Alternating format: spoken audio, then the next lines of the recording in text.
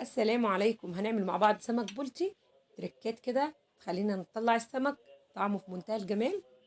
لايك ومتابعة وتفعيل زر الجرس على الكل عشان يوصلكم اشعار بكل فيديو جديد. عدم التفاعل مع الفيديو خلي الفيديوهات بتاعتنا ما تظهرلكوش. اول حاجة بننضف السمك بتاعنا كويس جدا جدا من الزفورة. بقص الديل عشان خاطر بس مقاس الصينية عندي مش كبير، وعايزه السمكه تبقى مفروده. وهتشوفوا الكلام ده معايا وانا بقلي السمك، ان هيبقى في مشكله ان الديل هيتنى بسبب ان الصينيه او الطاسه اللي انا بقلي فيها صغيره، اصغر من حجم السمكه. تمام. بقص بس بق السمكه، والسمك جاي لي صراحه متنضف وزي الفل. غسلته بس بالليمون وبخل وميه وملح، وهبتدي ان انا اصفي السمك بتاعي واحضر التتبيله. نسمي بسم الله ونصلي ونسلم ونبارك على رسول الله.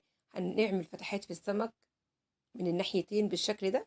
طالما السمكة عندي حجمها كبير، لو السمكة عندي حجمها متوسط أو أقل من المتوسط ما تفتحيش الفتحات دي، مفيش مشكلة خالص. بس السمك الكبير لحمه بيبقى محتاج إن هو يتبل كويس عشان يبقى طعمه جميل.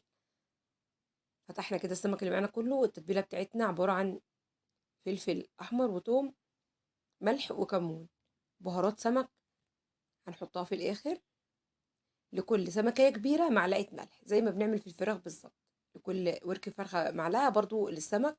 لكل سمكية كبيرة معلقة ملح. دي التتبيلة المظبوطة المناسبة اللي هتطلع لك طعم السمك حلو جدا والملح بتاعه مظبوط جدا.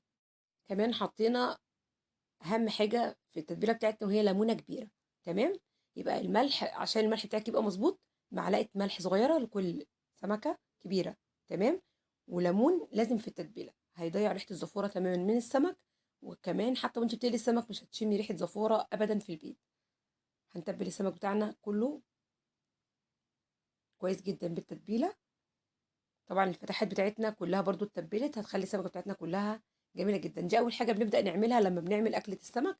بنتبل السمك ونسيبه على جنب لحد ما نخلص كل أكلة السمك بتاعتنا. آخر حاجة بنقليها السمك يكون خد من التتبيلة كويس جدا. بنجيب كيس فيه دقيق، نبتدي إن احنا نبدر السمكة بالدقيق بالشكل ده في قلب الكيسة.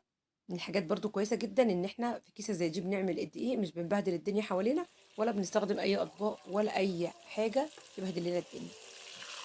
بنحط السمك في الزيت ونبتدي إن احنا نقلب السمك بتاعنا بعد ما يحمر بالشكل ده من الناحية دي. زي ما انتم شايفين دي السمكة التانية معايا، طبعا عشان الطاسة حجمها صغير زي ما قلت لكم، عشان كده كنت بقص جزء من الديل. زي ما انتم شايفين لازم بقى بنقلي في حاجه لو احنا عايزين شكل السمكه يبقى مفرود. لو عندنا عزومه وعايزين شكل السمكه مفرود، او مش هيفرق معانا الشكل مش مشكله هنقليه في اي حاجه.